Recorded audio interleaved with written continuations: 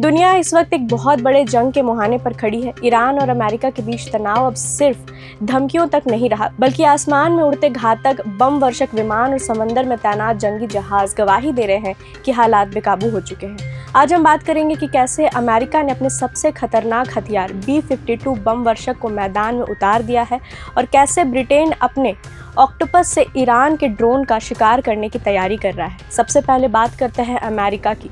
America ने Iran की घेराबंदी के लिए अपनी पूरी ताकत झोंक दी है। नेवी की ताकत। यूएस नेवी के 2 एयरक्राफ्ट कैरियर पहले ही फारस की खाड़ी पर्शियन गल्फ के पास डटे हैं। एक और जहाज मेडिटेरियन में है। नया कदम। इतना ही नहीं, जापान से USS त्रिपोली को भी ईरान के पास भेजने के लिए रवाना कर दिया गया है। B-52 का खौफ। लेकिन सबसे बड़ी खबर आई है US सेंट्रल कमांड की तरफ से। उन्होंने बताया कि अमेरिकी एयरफोर्स का B-52 स्ट्राटोफोर्ट्रेस बम वर्षक विमान ऑपरेशन एपिक फ्यूरी के तहत रात के मिशन पर निकलता है। आसान भाषा में समझें तो ये B-52 कोई मामूली प्लेन नहीं है। इसे बोइंग्स ने शीत युद्ध यानी कि कोल्ड वॉर के समय बनाया था और ये 1955 से सेवा में है।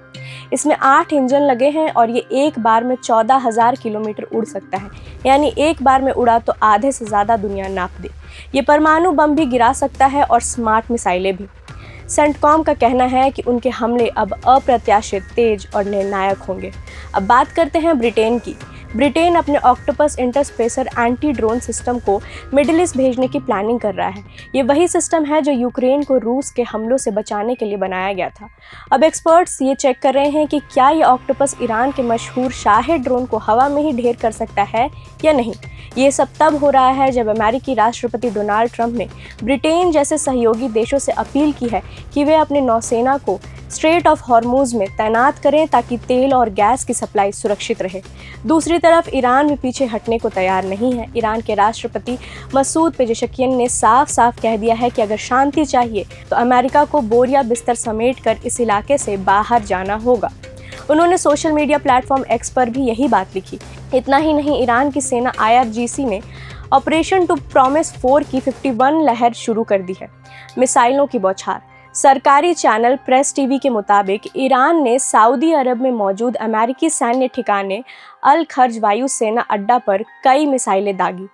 तकनीक। इसमें उन्होंने पुरानी और नई तरल और ठोस ईंधन वाली दोनों तरह की मिसाइलों का इस्तेमाल किया।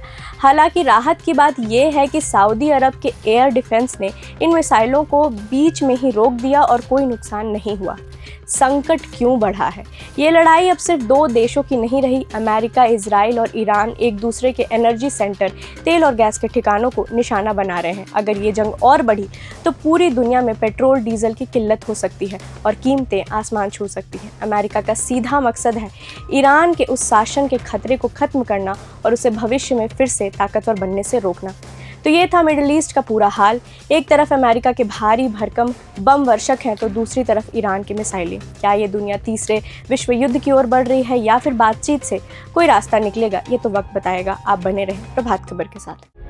प्रभातखबर.com, विश्वास वही, रफ्तार नहीं।